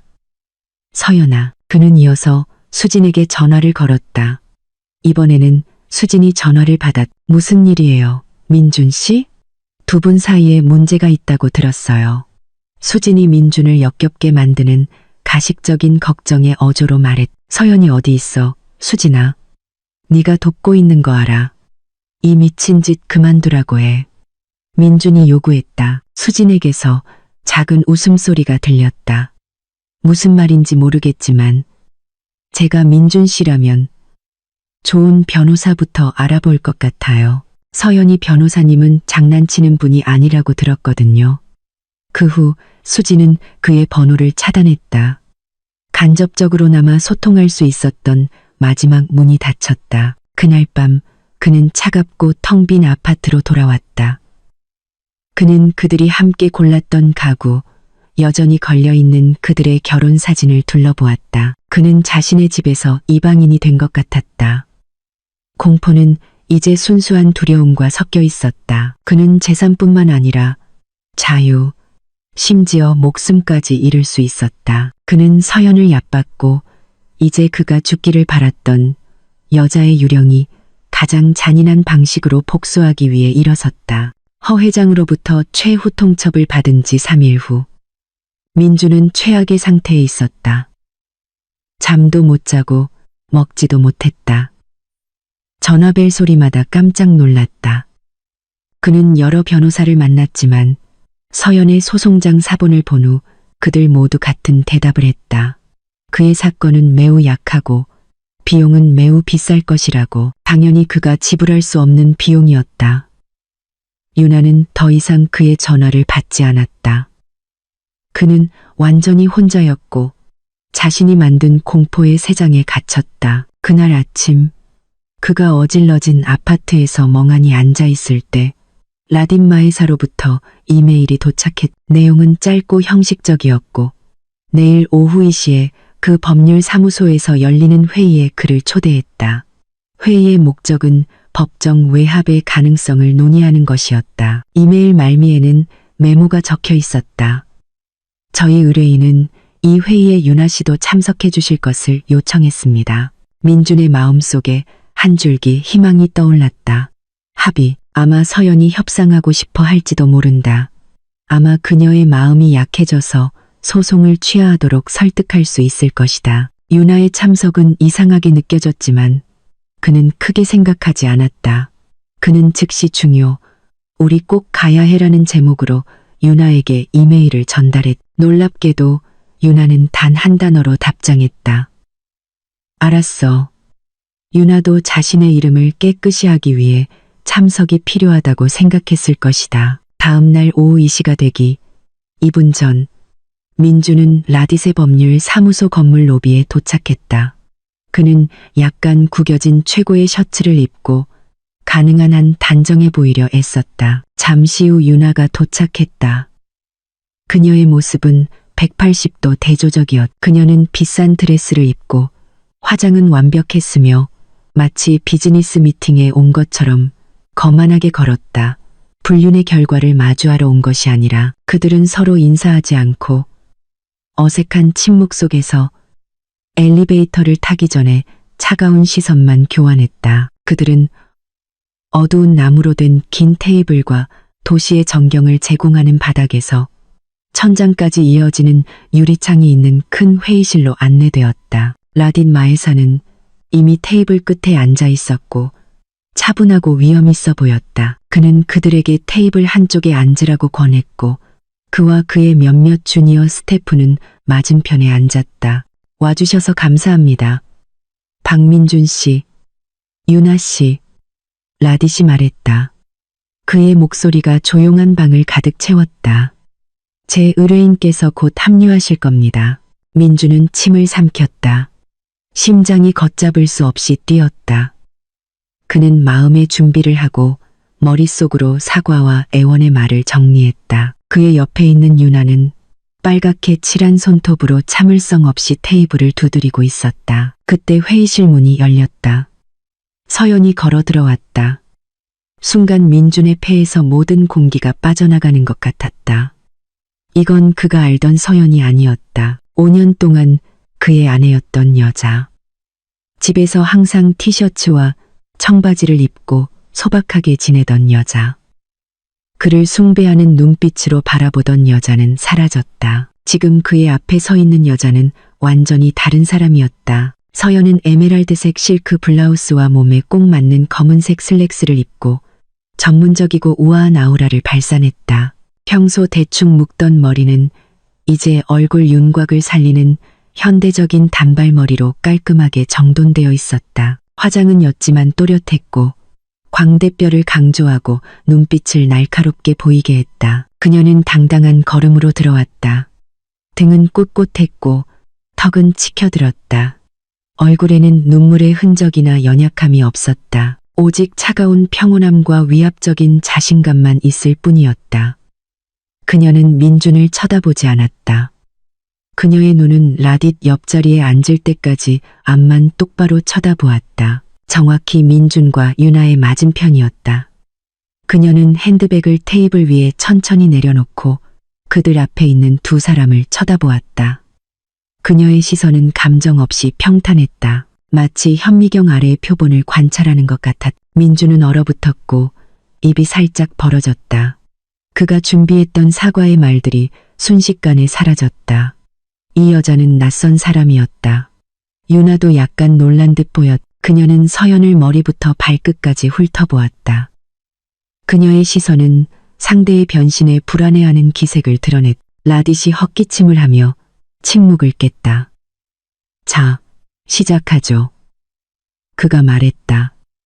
그는 프로젝터를 켰고 벽의 큰 화면에 소송 서류들이 다시 나타났다. 두 분 다 아시다시피 제1회인 이서연 씨는 몇 가지 형사고소를 동반한 이혼 소송을 제기했습니다. 그는 이번에는 간결하고 치명적인 구두 설명과 함께 모든 증거를 다시 제시하기 시작했다. 이것은 공동계좌에서 여러 온라인 카지노 계좌로 이체된 자금의 증거입니다. 이것은 최대 5년 징역형에 처해질 수 있는 횡령 범죄입니다. 이것은 필적 감정 전문가에 의해 위조로 확인된 제1회인의 서명이 있는 은행 대출 계약서 사본입니다. 이것은 사기 및 문서 위조 범죄로 8년 징역형에 처해질 수 있습니다. 민주는 고개를 숙일 수밖에 없었다. 감히 화면을 쳐다볼 수 없었다. 라딧의 모든 말은 그의 명치를 강타하는 것 같았다. 서연아, 내가 설명할 수 있어. 자기야. 마침내 민준이 목소리를 냈다. 그의 눈은 절망적으로 서연을 쳐다보았다. 서연이 처음으로 그를 쳐다보았다. 그 시선은 너무 차가워서 민준을 소름 끼치게 했다. 그렇게 부르지 마세요. 그녀가 말했다. 목소리는 차분했지만 찌르는 듯했다. 제 이름은 이서연이고 당신이 설명할 건 아무것도 없어요. 박민준 씨. 여기 모든 게 아주 명확하니까요. 라딧은 이어서 유나에게로 향했다. 그리고 유나 씨, 당신이 이 횡령 자금으로 구입한 고가의 선물과 편의시설을 즐겼다는 증거를 저희가 확보하고 있습니다. 법적으로 이것은 당신을 작물 취득 및 자금 세탁 범죄 공모 혐의자로 만들 수 있습니다. 유나의 거만한 얼굴이 즉시 창백해졌다. 저는 그의 다른 빚에 대해서는 아무것도 몰랐어요. 그건 그 사람 문제예요. 그녀가 변명했. 법 앞에서는 무지가 항상 변명이 될 수는 없습니다. 부인. 라딧이 차분하게 대답했다. 더군다나 저희는 법정에서 증언할 의향이 있는 증인이 있습니다. 부산 아파트에서의 대화를 들은 증인으로 박민준 씨가 당신 가족에게 진 빚을 갚기 위해 제 의뢰인이 죽기를 바란다는 소망을 표현한 것을 들었습니다. 그 발언은 법적으로 더 심각한 범죄의 의도나 심지어 계획으로 해석될 수 있습니다. 방은 죽음처럼 조용해졌다. 민준과 유나는 완전히 궁지에 몰려 꼼짝할 수 없었다. 그들은 강철덫에 갇힌 두 마리 쥐와 같았. 압박감이 스며들게 한 후 서연이 마침내 입을 열었다. 그녀는 몸을 약간 앞으로 숙였다. 두 손은 테이블 위에 단정하게 포개져 있었다. 저는 법정에서 몇 년 동안 시간을 낭비하고 싶지 않아요. 그녀가 말했다. 목소리는 여전히 평탄하고 절제되어 있었다. 그래서 당신들에게 선택권을 하나 주겠어요. 정확히는 두 가지 선택권. 그녀는 이제 두려움으로 가득 찬 민준의 눈을 똑바로 쳐다보았다. 첫 번째 선택. 이 사건을 법정으로 가져갑시다. 제 변호사가 이 모든 증거를 경찰에 넘기게 하죠. 당신은 여러 건의 형사 고소에 직면하게 될 겁니다. 이 모든 증거로 장담컨대 당신은 앞으로 몇 년간의 생일을 감옥 안에서 보내게 될 거예요. 당신의 이름은 망가질 거고 출소한 후에도 여전히 허씨 가족의 빚 독촉에 시달려야 할 겁니다. 그녀는 유나를 힐끗 쳐다보았다. 그녀는 유나를 힐끗 쳐다보았다. 그리고 물론 유나 씨의 이름은 모든 언론의 헤드라인을 상간녀이자 장무라비로 장식하게 되겠죠. 아이. 그녀는 잠시 멈춰 그 끔찍한 그림이 스며들게 했다. 두 번째 선택. 그녀가 계속했다. 오늘 여기서 지금 당장 이혼 서류에 서명하세요. 당신이 훔치지 못한 아파트, 차, 그리고 남은 모든 계좌 자금의 소유권을 배상금으로 완전히 넘기세요. 은행 빚과 허씨 가족에게 진 개인 빚을 포함한 모든 빚을 당신 이름으로 가져가세요. 만약 당신이 이 모든 것에 동의한다면 저는 형사고소를 취하하겠어요. 당신의 남은 인생을 가지고 떠나게 해주죠. 그것은 협상이 아니었다. 그것은 판결이었다. 판사가 아니라 그가 배신하고 파괴하려 했던 여자에 의해 내려진 판결. 민주는 서연을, 그리고 혐오스럽게 그를 쳐다보는 유나를, 그리고 차갑게 그를 쳐다보는 라딧을 보았다. 그는 선택의 여지가 없었다. 그는 완전히 패배했다. 이 대결의 무대는 알고 보니 그의 처형장이었고 서연은 차분하고 무자비한 집행관이었다. 심하게 떨리는 손으로 그는 천천히 고개를 끄덕였다. 나는 두 번째를 선택하겠어. 라딧이 서류 뭉치와 펜을 테이블 중앙으로 밀었다. 서명하시죠. 민주는 펜을 들었다. 펜 끝이 종이에 닿았을 때 그는 마지막으로 서연을 힐끗 쳐다보며 그녀의 눈에서 한 점의 동정이라도 찾으려 했다. 하지만 그가 발견한 것은 공허함 뿐이었다. 서연은 민준이 서명을 마치기도 전에 자리에서 일어났다. 제 볼일은 여기서 끝났어요. 그녀가 라딧에게 말했. 조금도 뒤돌아보지 않고 그녀는 회의실을 걸어 나갔다. 자신의 전 생애를 포기하는 서류에 서명하고 있는 민준과 증오의 찬 눈빛으로 그를 쳐다보는 유나를 남겨두고 그녀 뒤로 문이 닫혔다. 그녀 삶의 한 장을 마감하는 펜의 긁히는 소리를 막으며 종이 위를 스치는 펜 소리가 차가운 회의실의 정적 속에서 유난히 크게 들렸다. 민준에게는 모든 획이 자신의 피부에 칼을 긋는 것처럼 느껴졌다. 그는 이혼 서류에 서명했다. 재산 포기 각서에 서명했다. 채무 이전 동의서에 서명했다. 자신의 모든 잘못을 인정하는 진술서에 서명했다. 서명할 때마다 자신의 일부가 죽어가는 것을 느꼈다. 남김없이 닳아 없어질 때까지 그는 옆 얼굴을 태울 듯한 유나의 증오의 찬 시선과 어떤 판사의 망치보다 더 심판적으로 느껴지는 라딧의 차가운 시선을 느낄 수 있었다. 그가 펜을 내려놓았을 때 손이 이상하게 가벼웠다. 마치 아주 무거운 짐을 내려놓은 동시에 그가 가졌던 모든 것을 잃어버린 것 같았다. 5년간의 결혼 생활, 교활함으로 쌓아올린 경력, 호화롭게 상상했던 미래. 모든 것이 마호가니 테이블 위 펜 끝에서 끝났다. 라딧은 모든 서류를 꼼꼼히 확인했다. 만족한 후 그의 직원 중 한 명이 즉시 서류들을 복사하고 인감 도장을 찍기 위해 가져갔다. 축하의 말도 악수도 없었다. 오직 차갑고 효율적인 거래뿐이었다. 모두 끝났습니다. 라딧이 평탄한 목소리로 말했다. 당신을 위한 사보는 곧 준비될 겁니다. 제 팀이 이것을 가정법원에 등록하고 절차가 최대한 빨리 진행되도록 할 것입니다. 박민준 씨에 대한 형사 고소와 유나 씨의 잠재적 연루 혐의는 모든 자산과 자금이 합의에 따라 완전히 이전된 후에 철회될 것입니다. 민주는 아무 말도 할 수 없었다.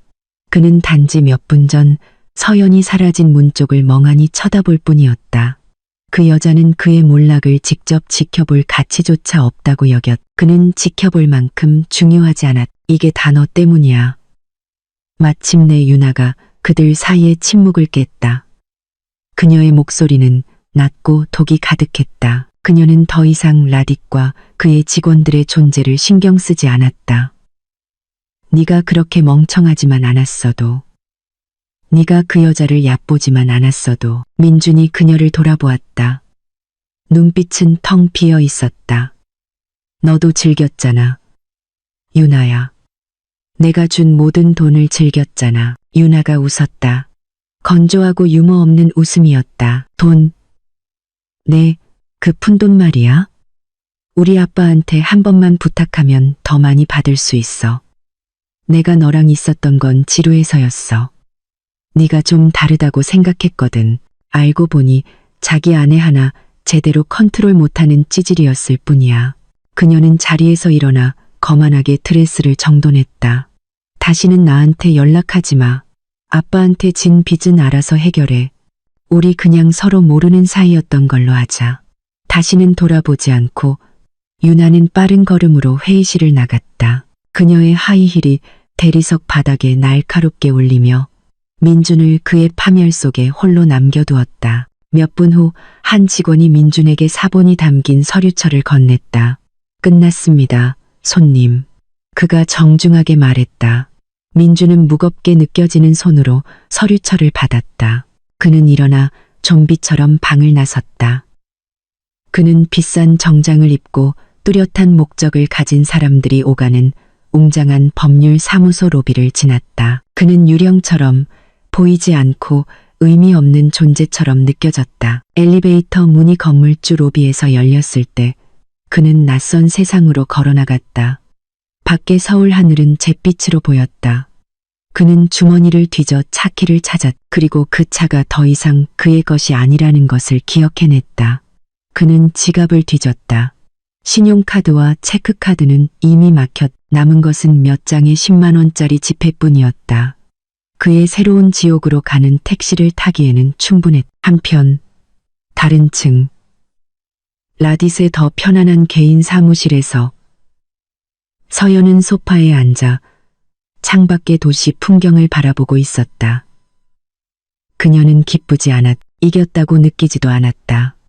그녀가 느낀 것은 오직 엄청난 안도감뿐이었다.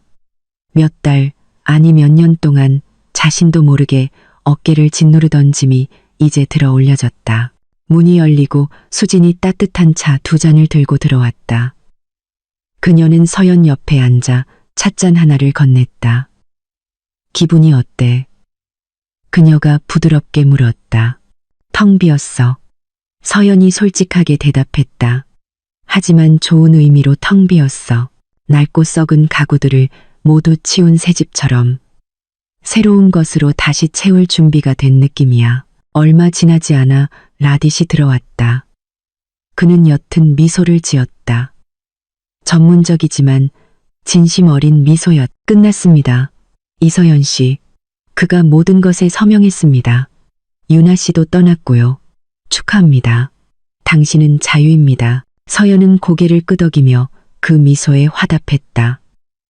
감사합니다. 라딧 변호사님. 모든 것에 대해 감사드려요. 변호사님 도움이 없었다면 이걸 이겨내지 못했을 거예요. 제 일을 했을 뿐입니다, 부인. 라딧이 대답했다. 당신은 매우 강한 의뢰인이었습니다. 이런 상황에서 고개를 꼿꼿이 세우고 일어설 수 있는 사람은 많지 않습니다. 서연과 수진이 건물을 떠날 때 오후의 햇살이 잿빛 구름을 뚫고 비추기 시작했다. 차 안에서 수진은 친구의 손을 잡았다. 이제 정말로 끝났어. 수진이 말했다. 서연은 깊은 숨을 들이마셨다. 완전히 독립한 여성으로서의 첫 숨결. 공기는 더 신선하게 느껴졌고 도시의 색깔은 더 밝아 보였다. 그녀는 앞길이 쉽지 않을 것이라는 것을 알았다. 그녀는 자신의 삶을 처음부터 다시 쌓아 올려야 했다. 하지만 아주 오랜만에 처음으로 영은 슬픈 끝이 아니라 희망찬 시작처럼 느껴졌다. 응. 서연이 앞의 거리를 바라보며 속삭였다. 끝났어. 그리고 새로운 장이 곧 시작될 거야. 1년 후 세리는 천의 향기, 계산대, 위, 화병에 꽂힌 신선한 백합향, 그리고 부드러운 재즈 음악이 어우러져 서연의 옷장 안에는 평온한 분위기가 감돌았다. 서울 남부의 번화한 거리 한 구석에 자리한 그 작은 부티크는 서연의 노력과 그녀가 간신히 지켜낸 자산의 결실이었다. 벽은 아이보리색으로 칠해져 있었고 나무 선반에는 그녀의 예리한 디자인 감각으로 직접 고른 여성 의류 컬렉션이 진열되어 있었다. 그곳은 그녀의 새로운 모습, 즉 우아하고 독립적이며 희망에 찬 그녀 자신을 반영했. 이제 30살이 된 서연은 손님이 드레스를 고르는 것을 돕고 있었다. 그녀는 달라 보였다. 머리는 조금 더 길었고 입가에는 더 자주 미소가 걸려 있었으며 눈에서는 그녀가 성공적으로 헤쳐나온 폭풍으로부터 얻은 평온함이 빛났다. 그녀는 더 이상 연약한 희생자나 차가운 집행관처럼 보이지 않았다. 그녀는 단지 자기 자신을 되찾은 여성, 서연일 뿐이었다. 이게 아주 잘 어울리시네요, 손님. 색상이 피부톤을 돋보이게 해요. 그녀가 거울 앞에서 만족스럽게 미소 짓는 손님에게 친절하게 말했. 그 손님이 떠난 후 수진이 아이스라테 2잔을 들고 들어왔다.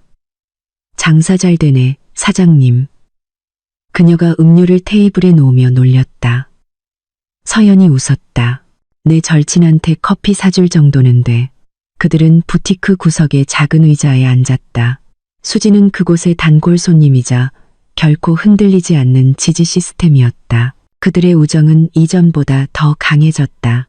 야, 서연아, 너 이거 믿지 못할걸. 수진이 휴대폰을 꺼내며 말했다. 그녀는 웃음을 참는 듯 보였다. 우리 고등학교 동창 티나 기억나? 지금 교회 주택단지에 사는 애. 어떤 티나? 예전에 민준이 엄청 좋아했던 애. 서연이 아무렇지 않게 물었. 그 이름을 언급하는 것은 더 이상 고통을 유발하지 않았다. 단지 과거의 낯선 사람에 대한 희미한 기억일 뿐이었다. 그래, 바로 걔. 방금 자기 아파트 단지 페이스북 그룹에 글 올렸어. 이거 한번 봐봐. 수진이 휴대폰을 내밀었. 화면에는 행복한 느티나무 아파트 주민 모임이라는 이름의 그룹에 올라온 긴 게시물이 보였다. 게시물은 유나라는 여자가 올린 것이었다. 사진은 여전히 예쁘고 화려했지만 글의 내용은 그것과는 거리가 멀었다. 실례합니다. 어머님들, 방해해서 죄송해요. 그냥 하소연 좀 하려고요. 혹시 밤늦게 부를 수 있는 변기 뚫는 업체 아시는 분 있나요? 저희 집 변기가 이번 달에만 3번째로 막혔네요. 남편한테 고쳐달라고 했더니 더 심하게 만들어놨어요. 일도 제대로 못하고 집안일도 제대로 못하고 쓸모없는 남편 때문에 속 터져 죽겠어요. 그 게시물 아래에는 이웃들의 수십 개 댓글이 달렸다. 변기 뚫는 업체, 전화번호를 알려주는 사람도 있었고 동정하는 사람도 있었으며 몇몇은 비꼬기도 했다. 서연의 고등학교 동창 티나도 댓글을 달았다. 힘내세요, 유나 씨. 원래 결혼 생활이 다 그렇죠. 유나 씨 남편분이 그 박민준 씨 맞죠? 예전에는 큰 회사 다니셨던 것 같은데 요즘은 통 안 보이시네요. 그것을 읽고 서연은 잠시 침묵했다. 그리고 작은 웃음소리가 입술에서 새어나오기 시작했다. 그 웃음은 점점 더 커졌다. 비웃는 웃음이나 사악한 승리의 웃음이 아니라 순수하고 재미있는 웃음이었다. 수진도 친구의 반응을 보고 따라 웃었. 잠깐, 아직 더 있어. 수진이 웃음 사이로 말했다. 그녀는 휴대폰 화면을 스크롤했다. 티나가 방금 나한테 카톡 보냈는데 요즘 민준이 자주 본대. 고속도로 옆에 있는 중고차 매장에서 영업사원으로 일한대.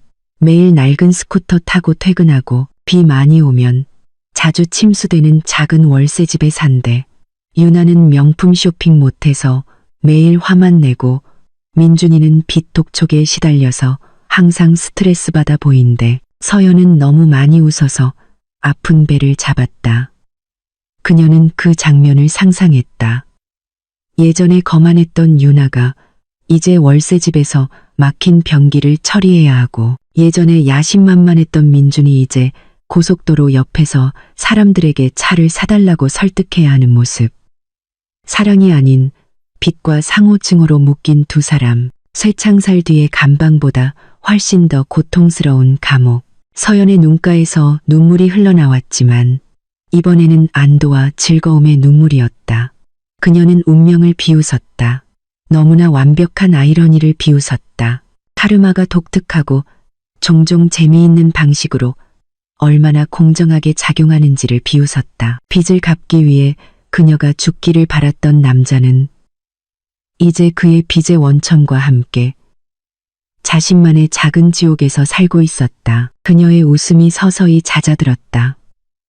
얼굴에는 환한 미소가 남았다. 그녀는 수진에게 휴대폰을 돌려주고 아이스라테를 한 모금 마셨다. 커피의 달콤함과 쓴맛이 그녀의 삶처럼 딱 맞게 느껴졌다. 그녀는 부티크 창밖을 내다보았다. 햇살이 밝게 빛나고 있었다. 사람들은 각자의 걸음으로 걸어가고 있었고 세상은 계속해서 돌고 그녀는 더 이상 증오를 느끼지 않았다. 더 이상 고통을 느끼지 않았다. 그녀 과거의 잔해는 이제 너무나 작고 멀리 뒤에 있는 것처럼 보였다. 그들의 카르마의 잔해 위에서 그녀는 자신만의 성을 쌓았다. 그리고 그 성에서 그녀는 지나간 폭풍우를 비웃고 마침내 온전하고 평화로운 마음으로 따뜻한 새 태양을 맞이할 수 있었다.